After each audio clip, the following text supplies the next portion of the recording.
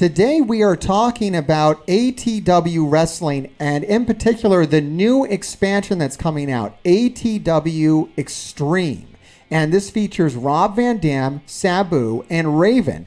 And I'm super excited about it. We're going to go ahead and test it out today. We're going to play a solo last man standing match. Now, this expansion can be played independently of the rest of the game. You can pick this up from the upcoming Kickstarter. Links will be down in the description below. Also down in the description below is going to be a link if you want to pick up the original base game or the All or Nothing box, which is what I'm showing you here. And inside of the All or Nothing box includes the rules for the last man standing match, campaign, cage match, just all sorts of cool stuff. Tag team matches. Like, it's a great box, and I'm super excited about this expansion, and I want to show this off today. Now, keep in mind, everything you're seeing here is a prototype version. This was sent to me by the company that makes the game directly. Big thank you to them at KTN Arts for sending this over. But this is all, with the exception of a few things here. These weapon cards, these are in the base game box, in that All or Nothing box.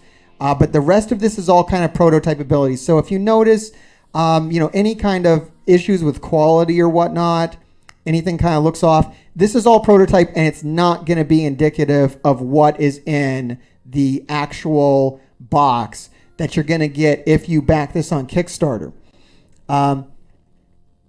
The quality of the actual game itself, the game that I have, is phenomenal. Everything is great, full color printed, really great components. Now they're changing up some of the components for this edition, which I'm actually super excited about. I really love some of these changes. Now, once again, I don't know what this is going to look like when it hits, but they've done one thing which I like, which I think is intentional.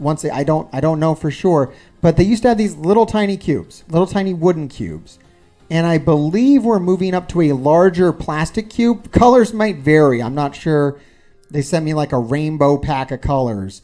Normally, you're looking at just like red or yellow or white cubes. But here I have pink. I have all different colors. I don't know what that's going to be. But I do like the change to the larger cubes. They used to have little cardboard cutouts for these different icons. And now we're reflecting these abilities with cubes, which I think is great. It's a big improvement. That was one of my complaints about maybe the first version of this was the little tiny components. I like the bigger cubes are cool, is what I'm trying to say, in a very long-winded way. But you understand my point.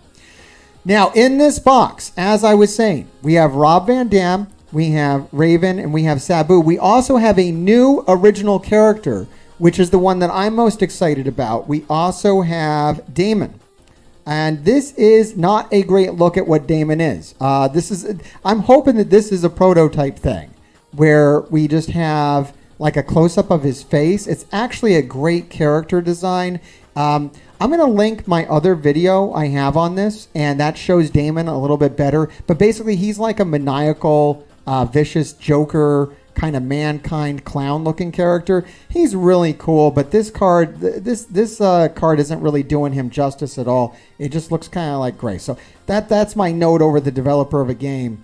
Come on, we got to do Damon a little better. Let's get a picture of him here on his card. But all right, on to the wrestlers that you know, because this is what's going to draw a lot of people to the game. So I want to let you know, Rob Van Dam, RVD, is in the game. He looks super fun to play. But what we're going to focus on today are going to be Raven and Sabu. And a big change that we noticed right off the start with ATW is that now we have these individual character cards.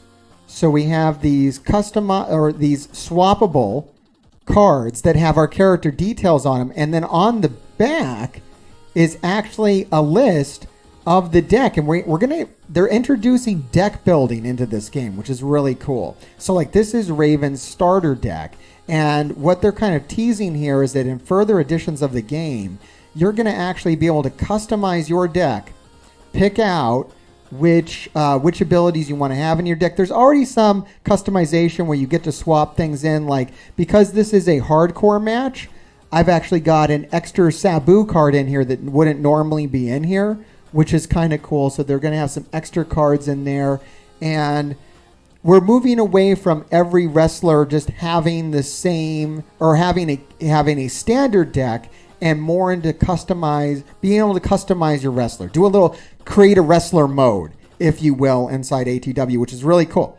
All right, getting into what we're doing here. So this is a solo last man standing match. So as per the rules, I have drawn out 6 weapon cards and placed them here. Our momentum meters in the middle.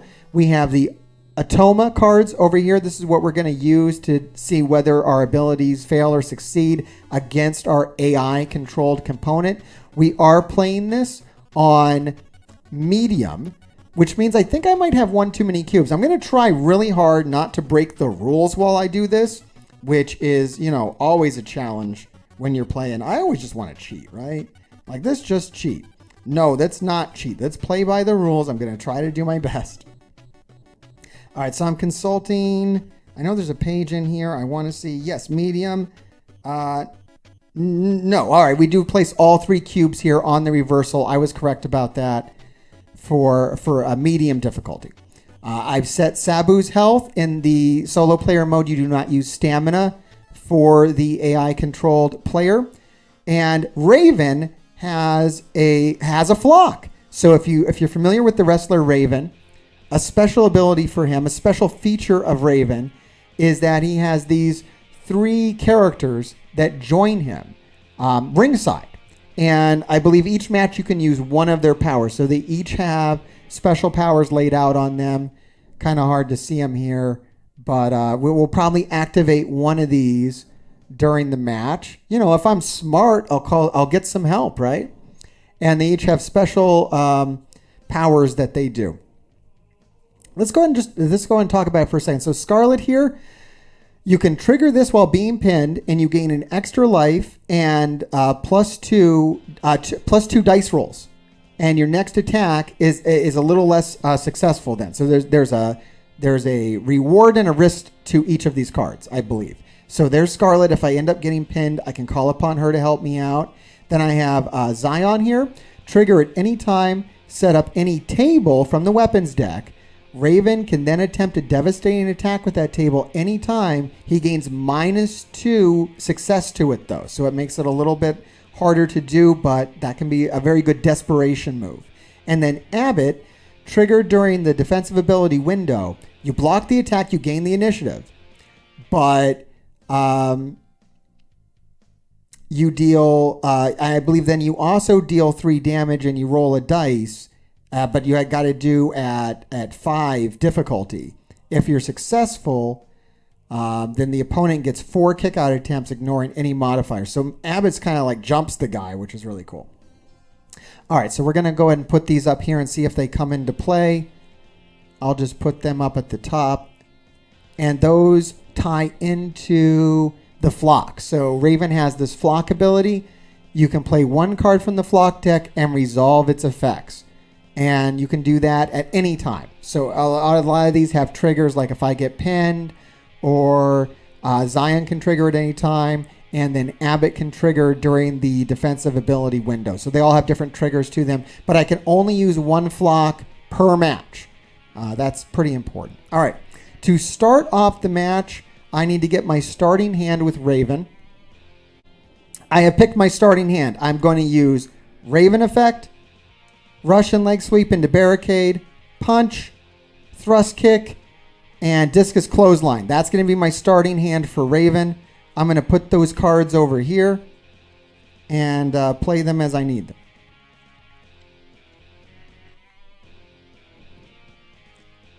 There. Okay, I can put them up here, right above the fold in my thing.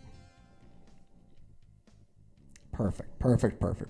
Okay, I believe that your opponent always goes first. If you're doing the solo play rules, the opponent always attacks first, and how that works. So I wasn't able to show this before. Last time I showed this game, I just played both sides as if I was two different people, which was maddening. Absolutely not the way to play this game.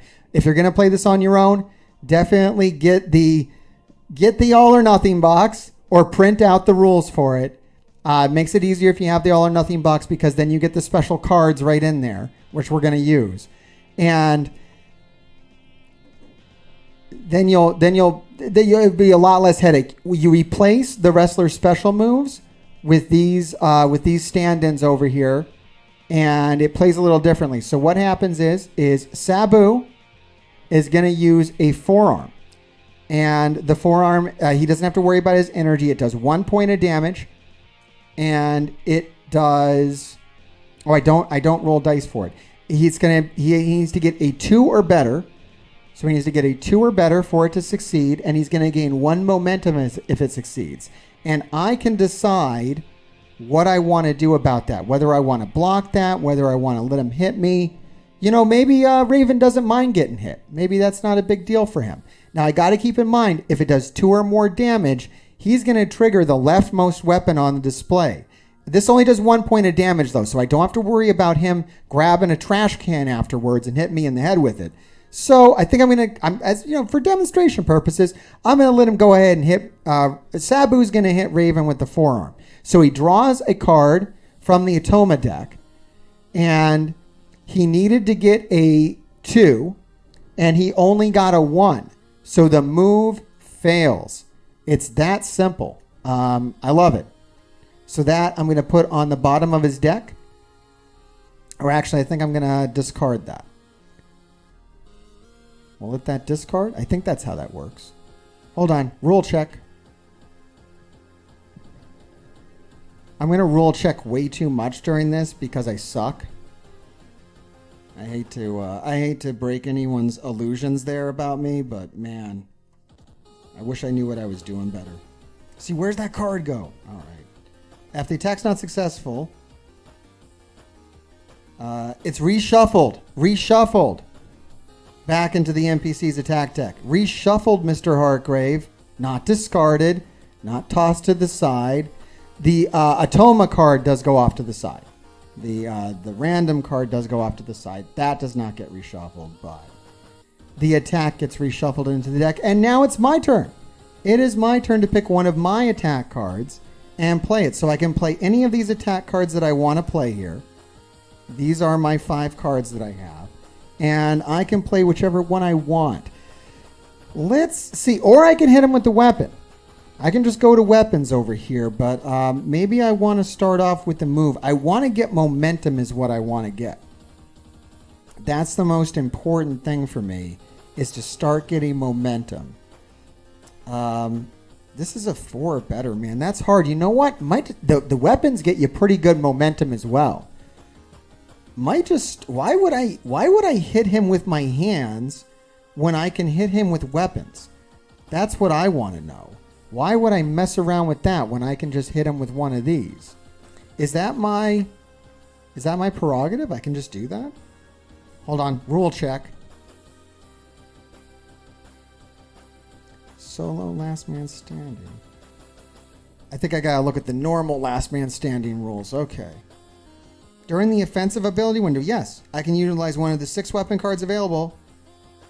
And then he's got to go to block. He's only got a 2 and 6 chance to block it. And then what happens if I hit him with it? Does it get reshuffled? Or is this like...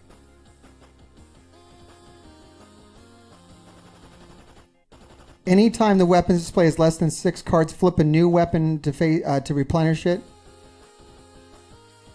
Okay. If there are no more weapons to draw, shuffle the discarded cards and keep going. Okay, that sounds good.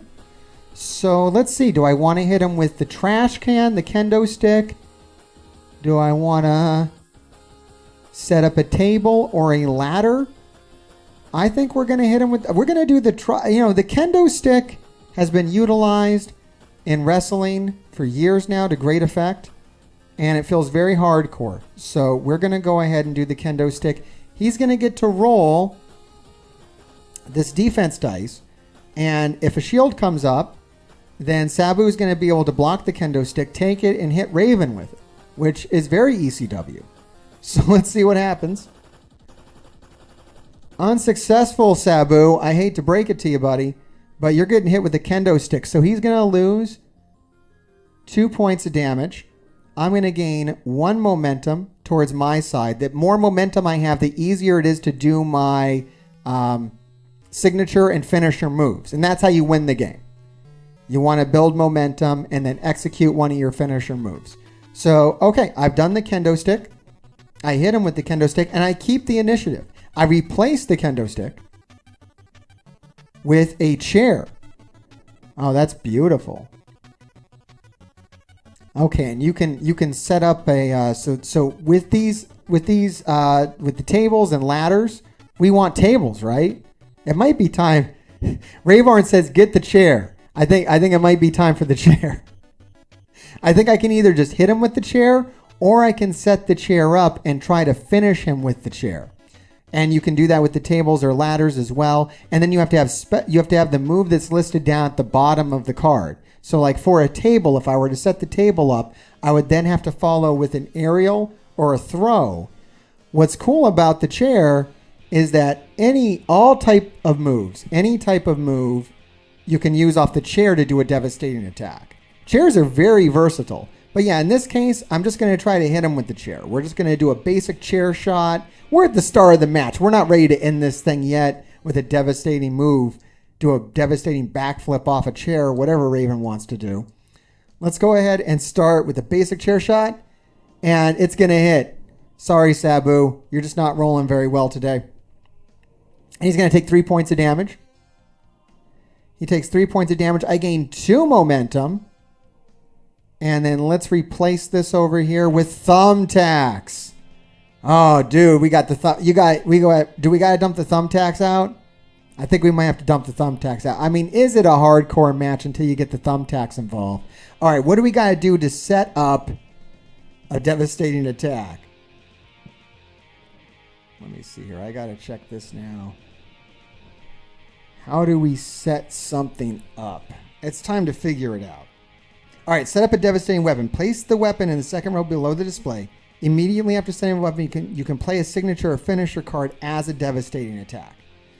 Otherwise, either player can trigger a devastating attack on their turn. So I can either set up the thumbtacks for use at some point, or I can do it right now. Do I have a finisher that I want to attempt immediately after setting up those thumbtacks? The cool thing about thumbtacks is I can use any move type. They are just like the chair, where any move type I can go into it. This right here means that they're going to have -5 kick-out attempts. To do any devastating attack, you get 10 kick-out attempts, and then that gets reduced by how devastating the attack is. So thumbtacks are pretty devastating. It's going to -5. It's also going to give me 4 momentum. It's going to do 5 points of damage. It's really cool. And I can set up any of these moves into it to do the devastating attack, which is pretty great. Let's go ahead and I'm going to set up the thumbtacks. I don't know really how to signify because I didn't give myself a second row down here. Maybe I'll just set it up here. Here it is. Here, now it's in the second row. It's in this special. It's very bright. So there's the thumbtacks. All right, the thumbtacks are set up. Now I can pick which move I want to do on the thumbtacks. And I think that it's going to have some extra difficulty. -1. Okay, so it actually makes the move easier to do when I set up the thumbtacks, which is crazy. Okay, and then the normal blocking rules are going to apply on this one. So I can do I could try for the Raven effect, but that one's really hard to hit. All right, you know what? We're going to do a discus clothesline. Let's do a discus clothesline onto the thumbtacks. That's what we're going to go for. All right, so discus clothesline onto the thumbtacks. Let's roll for it. So when you're doing a normal attack, you roll 2 regular dice and the AI dice for the AI controlled player. And if it's a 1 or a I think they block these like normal moves. I don't know. I might need a clarification on that one. I might be cheating. I'm not sure how this works when you're doing a devastating attack. I'm going to roll the normal dice, and we're going to see how it goes. This would block any move that does 1 or 2 points of damage. This move is going to do 7 points of damage. So what he's going to need to roll is either... he is going to need to roll this 3. This blocks anything that is over 3 points, 3 damage points or more. That's what blocks it. That's what he needs. I think he can also, if the move is less than 3. Okay, this will also work since he already has 3 cubes. Since he has these 3 cubes, if he rolls this will also block the move. So he's got 2 chances to block this. It's still the same thing. He's got a 2 out of 4. I need to roll, on the other hand, I need to roll a 2 or better. On either of these dice, I have to roll a 2. And if I don't roll a 2, I can discard some of my cards to try again. So it's pretty forgiving. All right, let's go for it. All right, I've rolled 2 successes, but he did block it. He did get the block. That means he blocked. I failed the discus clothesline onto the thumbtacks. And he gets a reversal. It's going to cost 1 of his reversal cubes. Yep. The player attack fails. And the NPC gains the initiative. And I lose a life. So Raven loses a life. Sabu gains 1 point of initiative. All right, Sabu. And let's find out what happens to that. These weapon cards are discarded. A new weapon card takes the place of the thumbtacks. What I need to know now is, do the thumbtacks stay or do they go away? And then what happens to my discus clothesline?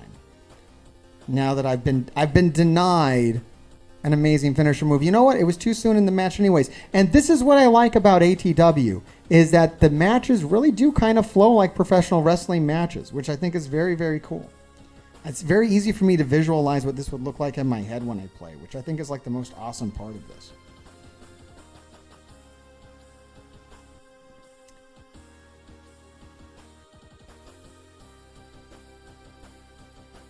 I am not sure what happens to the thumbtacks. You know what? I mean, what would happen in a real wrestling match is the thumbtacks would stay there. Am I wrong? The thumbtacks would stay there. He didn't get hit on the thumbtacks. The thumbtacks are still there. That's my ruling on it.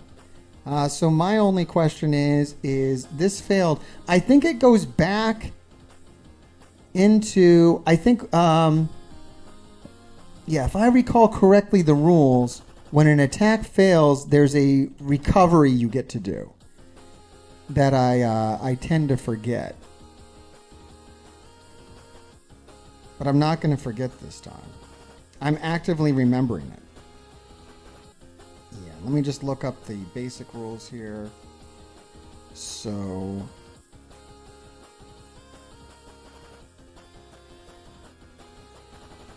all right, my attack was successful, but it was blocked, which is different than if I rolled and didn't hit it.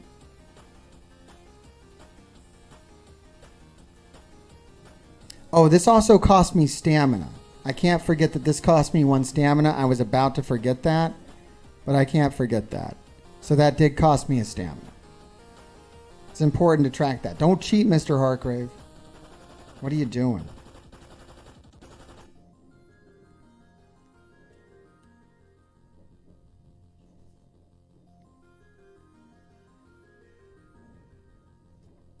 I am not. I'm looking. I'm going to have to do so much editing on this. Or just leave it in.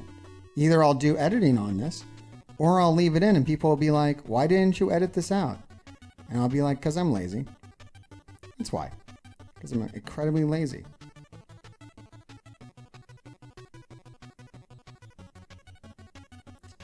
All right, you know what? The attack was unsuccessful, so what I'm going to do is I'm going to shuffle that back into my hand, or back into my deck, and draw a card to replace it. I don't know. I'm going to have to forgive myself if I just cheated. I don't know. Drop toe hold onto a chair. Oh, that's brutal. All right, I'll take that any day. All right, let me put that into my hand, and now it is Sabu's turn to go. So he is going to take a turn. And I need to keep in mind those thumbtacks are set up. Now, he is going to, I think he automatically is going to try to use those, which would make sense. That's what I would do if I was Sabu, is I would try to throw Raven on those thumbtacks. He set them up. He's going to take them. I've noticed that rule in wrestling as well. If you set the table up, the guy that set the table up, he's going through that table. It seems to be almost a guarantee. If the guy pours thumbtacks onto the mat, he's going to be the guy that goes through the thumbtacks. Don't they realize this? That you're going to be the one going through the chair or the table or the thumbtacks. If you pour them out, you're going to be the one going through them. Your opponent never does. Cody Rhodes sets a table on fire. He goes through the table set on fire. I'm like, why'd you set that table on fire, dude? What's wrong with you?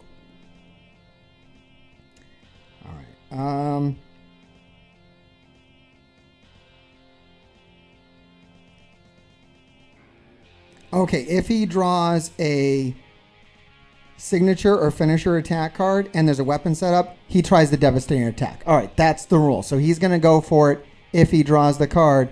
Oh boy, let's see. What does he draw? He draws the Tornado DDT. I think I'm lucky in this case. And it's not a signature or finisher. He needs to roll a 4 or better. It's going to do 3 points of damage. It's going to be absolutely devastating. If he hits it, he's going to hit me with the trash can as well. High stakes on this. I'm going to let him go I don't think he's going to get a 4. I'm feeling lucky here. Let's go. Let's pull it, Sabu. He got a 3. See, the 3 means he didn't get it. This is the die roll. This is the kick out down here. It's 2 different slots on this, but that's a 3. He failed it. So he failed the move. And that is going to... I should have the little cheat card in front of me. That would help me out right here. Keep me on track. And let me see if I can find the little cheat card.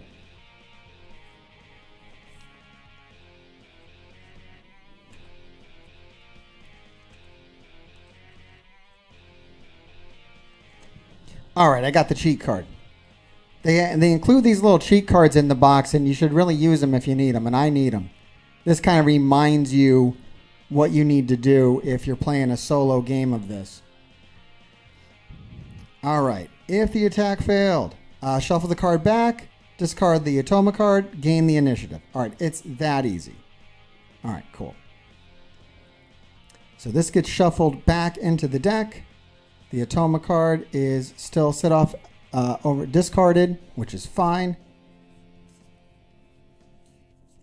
And then I gain the initiative. It's time to see if I can throw Sabu into those thumbtacks. That's what I want to do. So I need a signature or finisher to do it. I think last time I did use a signature or a finisher. I don't know. I don't know what I'm doing.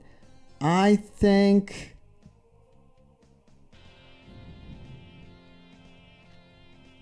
I want to go for the Raven effect, but I don't have enough momentum for this. I need to roll a 5 or better to do that. That's a hell of a risky move. You know what? I'm going for it. No risk, no reward. I'm going for the Raven effect onto the thumbtacks. Let's give it a go. So Raven effect onto the thumbtacks. I need to roll a 5 or better. Now, if I don't succeed this, I can discard cards to succeed the die roll, but I need to see a 5 come up on one of these guys. This is going to be rough, man. All right, Raven effect. That's devastating. Sabu's going to bleed all over this ring. I mean, that Raven effect, that's like just a straight up DDT, isn't it? I don't know. I can't remember how Raven did it. It's probably a little fancier than that, but you get the idea. I got a 6. He gets a cube. It's not full now. You see, because this isn't full, he does get a cube, but he does not stop the move from happening. So he is going to be totally laid out by the Raven effect. This is going to be a devastating attack. All right, got to make sure to pay my stamina cost. That cost me 2 cubes of stamina. Hey, no big deal, because he just took 10 points of damage, as you would if your head was rammed into thumbtacks in the middle of the ring. That's a serious problem right there. So he's down to 6 points of life. And I believe at this point he has to roll to kick out 4 times. I also get 4, 5, 6, 7 points of momentum. All right, 4 points of momentum. That makes it easier to do. So when your momentum track goes up, it makes it easier to do your finishers and specials. Now there's -2 difficulty on those. Could have used that earlier, but that's okay. I did okay with the dice, so the dice helped me out there. And maybe he just won't get up. This might end the match. Really, quite honestly, this might end the match. So he has 4 kick-out attempts. Because the thumbtacks, he has 10 kick-out attempts to begin with. He loses 5 for the thumbtacks, losing 5 kick-out attempts for the thumbtacks, and another 1 kick-out attempt for the Raven effect. So kind of double there. All right, let's see how the kick-outs work. Let's see, this is... How did the kick-outs work? Winning the game. The only way to win the match is by using a devastating attack, because this is a last man standing match. You can't pin anybody here. Use a special or finisher. We did it. Then the defender has 10 attempts to kick out. And all right, so we just need to know the normal kick out rules. How do kickouts work? I can't remember. I'm going to check these rules. The rules are simple, and if I played this game just a little bit more, I wouldn't need to check the rule book so much. But there it is.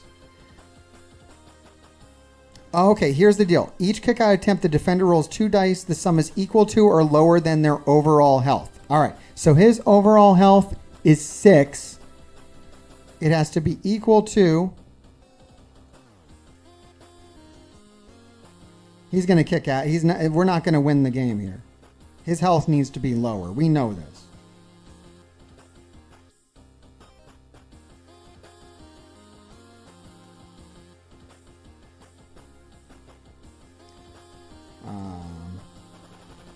Equal to or lower. Okay, so he's got these kick out cards over here, and he has 4 attempts to get a 6 or lower. I don't know. Maybe he will win. All right, the first one is a 5. No, he kicks out. He kicks out instantly, or gets up. There's no pinning here. He gets up. Okay. Well, he did take devastating. He did take a devastating move, a Raven effect, onto thumbtacks. Let's see, what happens now after the kick out? That's what I want to know now. After the kick out, does the momentum go back to him?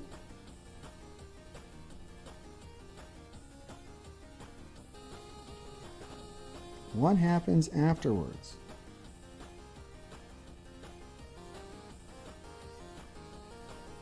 It doesn't say that the momentum goes back. Doesn't go over to him, so I'm going to keep the momentum. All right, we have to do something. We have to do another devastating attack. So we're going to have to set something else up. I can set up a chair, a table, or a ladder. I have... Oh, one moment. I wasn't quite done with this. So another thing I can do is I can taunt. If I decide to taunt, I'm going to gain some stamina, some momentum. I'll gain 2 cards. However... my opponent is going to gain 1 point of health back. I don't think this is the time to taunt, Raven. I think you got to keep going. I think you got to keep the pressure on. We got to clearly getting his health down lower is going to help us out more.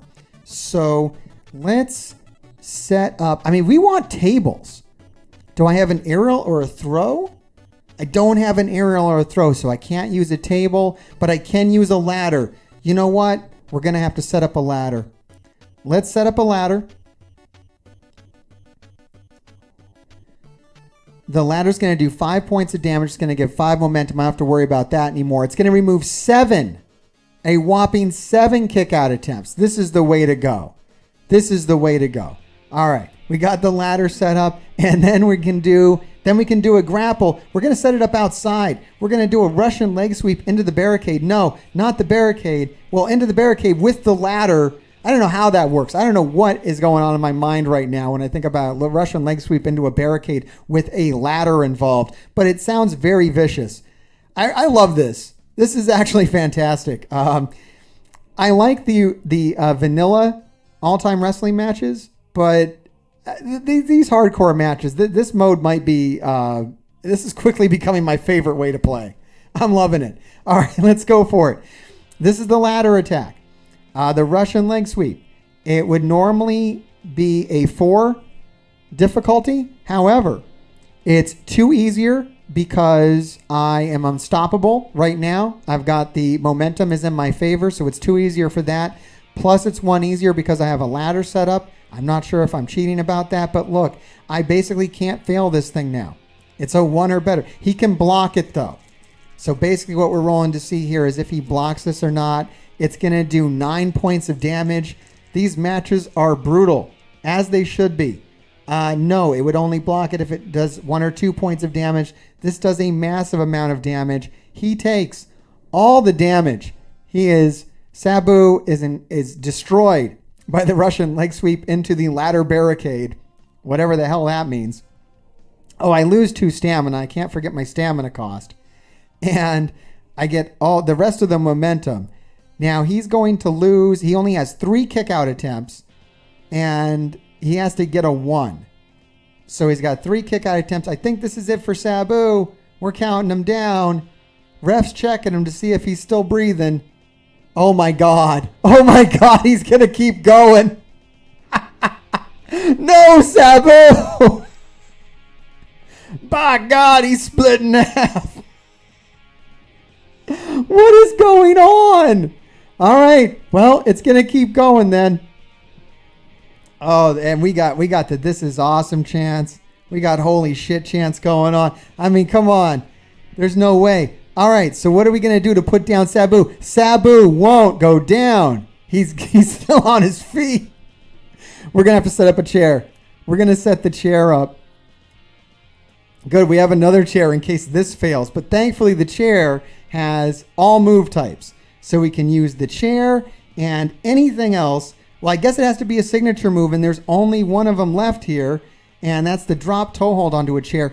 Oh, I forgot. I can also choose to recover, which is going to gain me some stamina, but it's also going to recover him some life. I don't want to. We got to keep the pressure on. I was saying that before, and I meant it. We're going to drop toe hold onto a chair. We're actually going to do the full move. It's going to happen. All right, here, let's go. All right, drop toe hold onto a chair. I need to roll. It was going to be a 5. It's down 3, so I need a 2 or better to get this.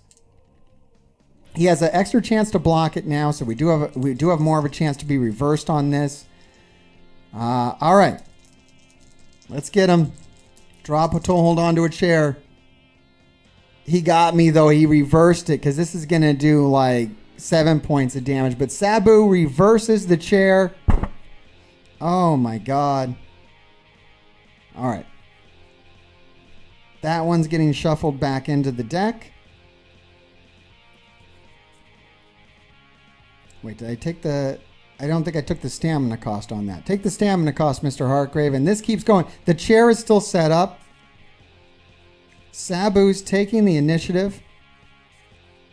This is horrible. And Raven's out of cards over here, man. I only got these 2 cards left.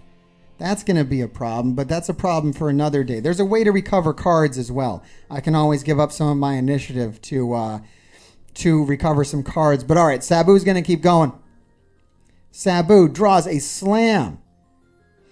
He has to roll a 2 or better. It's only going to do 1 point of damage. It's only going to give him a bit of initiative. I'm going to let him go ahead and go for it. Let's see if Sabu can get the slam. He gets the slam. He rolls a 5. So I'm going to take, Raven's going to take a point of damage. And Sabu's going to gain just a little bit of initiative. And he's going to go again.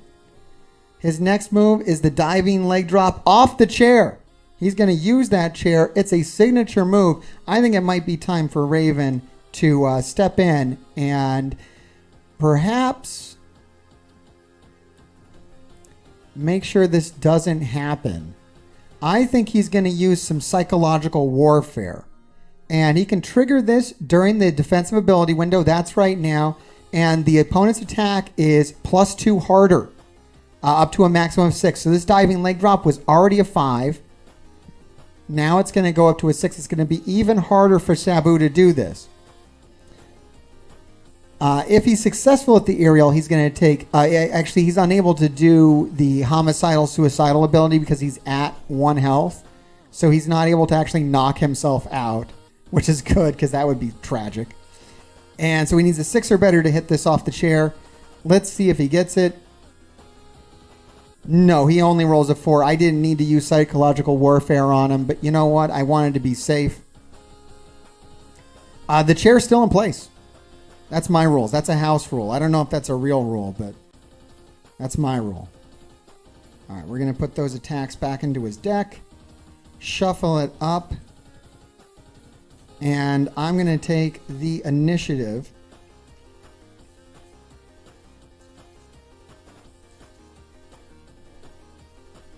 I feel like I should get to draw a card. Don't I get to draw a card? I don't know. I'm just going to keep going. All right, it's Raven's turn. And I really do need to get another card, though, because I can't take him down this way. Am I supposed to get a card? Roll check. I'm trying not to do too many roll checks because I'm so invested in this match. But at the same time, I don't want to cheat all over the place. It's very difficult. All right, let me check the... Wait, I need to check the solo rules. I'm looking at the normal rules. Okay, solo rules.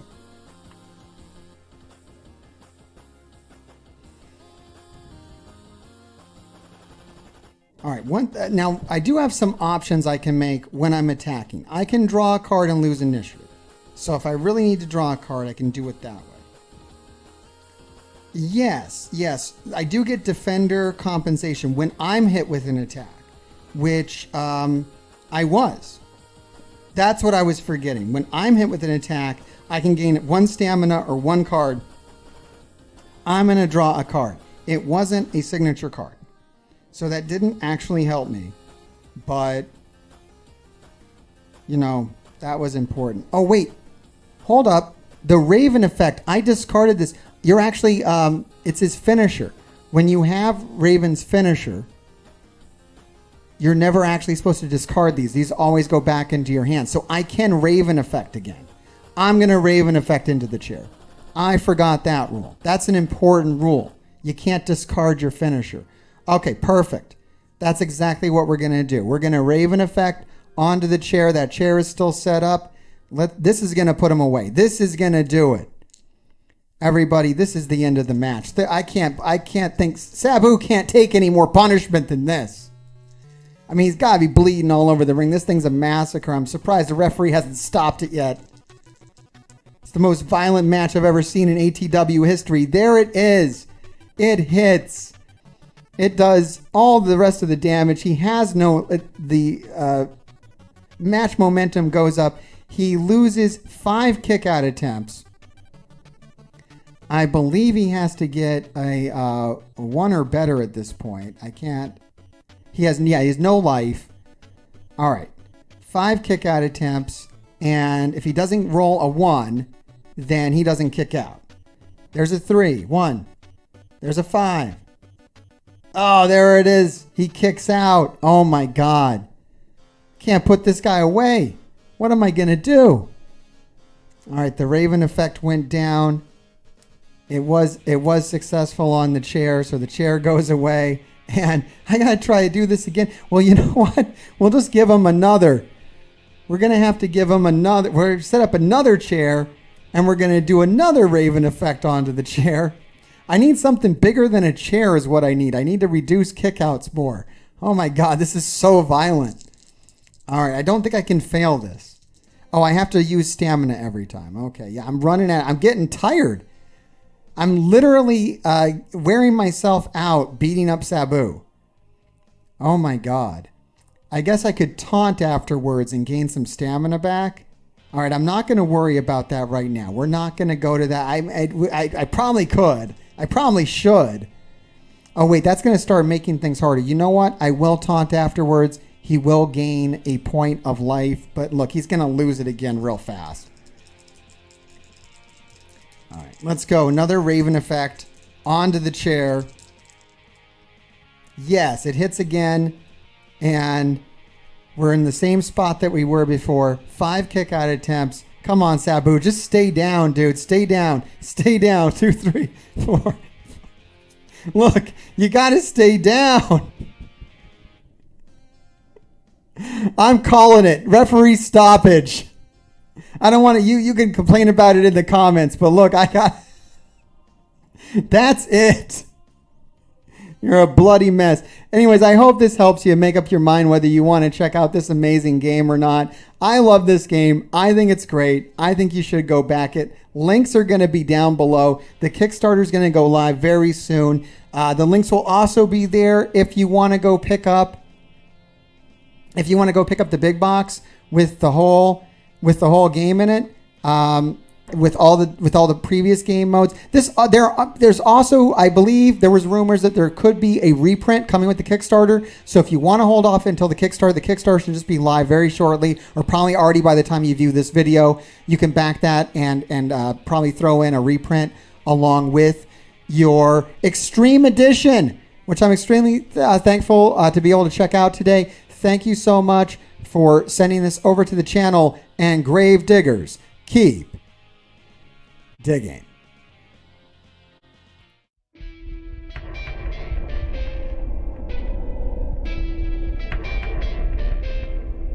I'm gonna fight them all. A 7-nation army call me back. They're gonna rip it all. Taking that time right behind my